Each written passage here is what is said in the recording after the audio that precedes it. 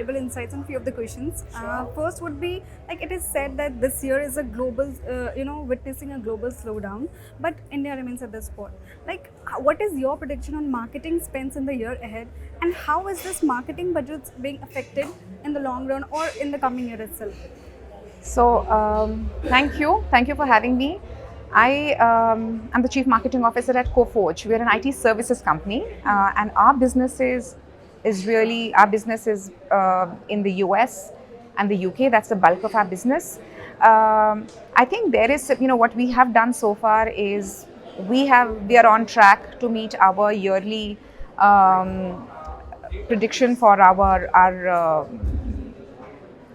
revenues. So we are on track. Marketing is going to be, but however, there's a certain amount of I think prudence that we are seeing. Any spend which is absolutely relevant, required for revenue, will get done. Any spend which has no direct impact on revenue, we might see a little bit of curtailment of those spends. But I don't see spends being cut which are important for the brand and for the business. I think that we will continue to invest. I'm not worried on that account. That's great. Ma'am, also will the role of CMOs and marketers will become redundant with the advent of AI? Oh, absolutely not. Actually, the story becomes really interesting now because all that AI does is give you wonderful insights, creativity at scale, at speed and at scale. If you look at ChatGPT, what it gives you is the opportunity to create, to do your copywriting at scale and at very, very high speed. So it's actually very, very exciting to be able to harness that. It's a great tool in the hands of marketeers.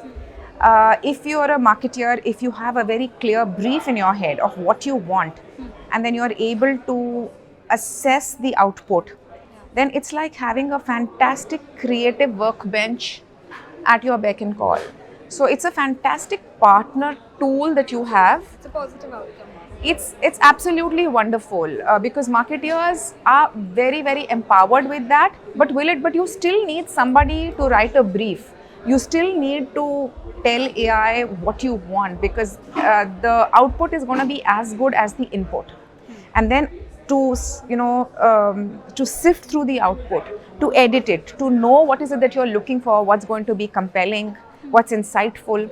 You still need the eyes of a marketer. You still need somebody who understands the pulse of the consumer, knows how you want to position your brand, what's the tone of voice you want to communicate.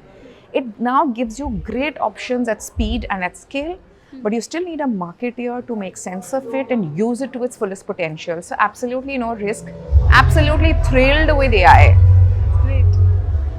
Ma'am, my last question would be like data is becoming an area where awareness and regulation is increasingly becoming a significant part of it. Like, how do you see this is impacting the marketing world in creating relevant customer experiences? So, data is again I've always felt that marketeers are really the big job of the core job of a marketeer is to be the custodian of the consumer. We're the custodians of the consumer's voice within an organization. As long as you're getting data which is able to convey that, you're able to harness that, it's absolutely, there is no substitute for spending time with customers, for understanding what is it that they are looking for, the nuances of how your product can make a difference in their lives. And regardless of how much data there is or that data explosion that is, I think at the last mile is always going to be, it's honed by years of intuition, of living with your customers, with understanding your data. And I've really never relied, I don't think any great marketer there's an over-reliance on data. At the end of the day, you have enough data that you need, but beyond that, I think it's your understanding and your insight and appreciation of customers and insights in your own product, which helps you market well. So I'm not worried at all on that account as well. It was great having you. Thank you so much.